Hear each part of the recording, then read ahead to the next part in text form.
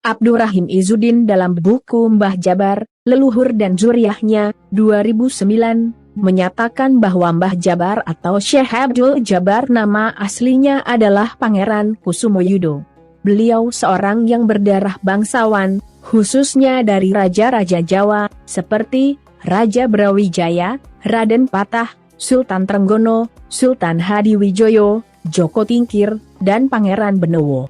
Manuskrip Gresik mencatat, Sultan Hadiwijoyo Joko Tingkir mempunyai 2 orang putra yang sama-sama diberi nama Pangeran Benowo. Pangeran Benowo I dikenal dengan Pangeran Selarong, sedangkan Pangeran Benowo I dikenal dengan Pangeran Benowo.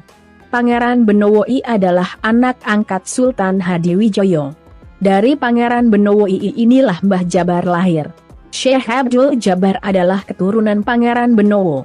Dengan adanya folklore lisan, cerita rakyat yang beredar di kalangan masyarakat Mulyo Agung dan sekitarnya, bahwa sampainya Syekh Abdul Jabar di Mulyo Agung karena pelarian pajang akibat kalah perang dengan penjajah Belanda.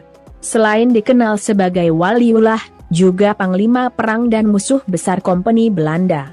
Akan tetapi beliau mengalami kekalahan kemudian lari dari Pajang menuju daerah Lirip, Jojogan, Tuban. Di tempat ini, beliau tinggal di rumah seorang tokoh dan ahli kanuragan bernama Mbah Ganyong. Dari sinilah babak baru kehidupan Syekh Abdul Jabar dimulai.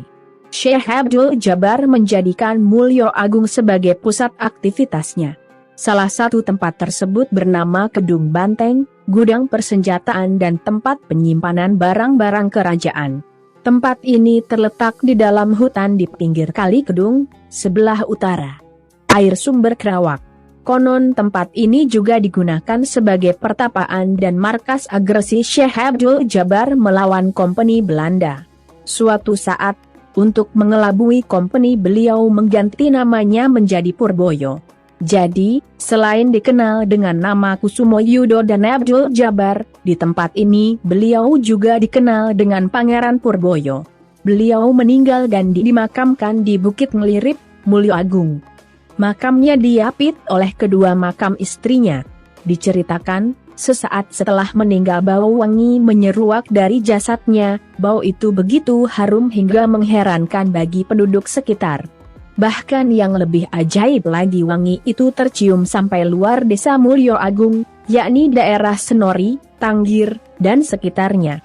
Kisah berikut ini sudah masyhur di kalangan masyarakat Mulyo Agung dan sekitarnya. Konon, Mbah Jabar adalah murid dari Mbah Ganyong. Pada suatu hari muridnya ini meninggal dunia dan jasadnya berbau harum semerbak. Lalu gurunya yang bernama Mbah Ganyong ini entah karena kebanggaannya atau kesombongan, mengatakan pada murid-murid yang lain serta penduduk sekitarnya, itu baru murid saya saja bisa harum semerbak seperti itu, apalagi kalau saya gurunya yang mati, mesti akan lebih harum lagi, kata Mbah Ganyong. Rentang 1 minggu kemudian, Mbah Ganyong ini meninggal dunia, dan anehnya jasadnya berbau amis menyengat. Maka oleh murid-muridnya dan penduduk sekitar jasad Mbah Ganyong dilempari batu, hingga lemparan batu itu menumpuk menutupi seluruh jasad Mbah Ganyong, sehingga sekaligus membentuk punden tumpukan batu sebagai makam Mbah Ganyong. Menurut mereka cerita ini hanyalah contoh bahwa ketakaburan itu jelek yang tidak patut dilakukan oleh seorang muslim. Sedangkan Mbah Ganyong tetaplah seorang waliullah. Haul Syekh Abdul Jabar pertama kali diadakan pada tahun 1964. Acara ini diselenggarakan setiap tahun, setiap tanggal 17 Muharram. Dengan adanya wisata religi ini dapat mengembangkan dan mendekatkan diri kepada Allah SWT, yaitu dengan cara berkhidmat atau tabarukan yang artinya mengharap barokah dari makam Syekh Abdul Jabar. Wisata ini banyak dikunjungi oleh masyarakat dari luar maupun masyarakat lokal sendiri. Menurut keunikan dari wisata religi, Mbah Jabar akan mengacu pada mitos. Apabila peziarah yang berkunjung di makam Mbah Jabar adalah orang yang mempunyai jabatan atau pangkat, itu pamali naik di makam Mbah Jabar.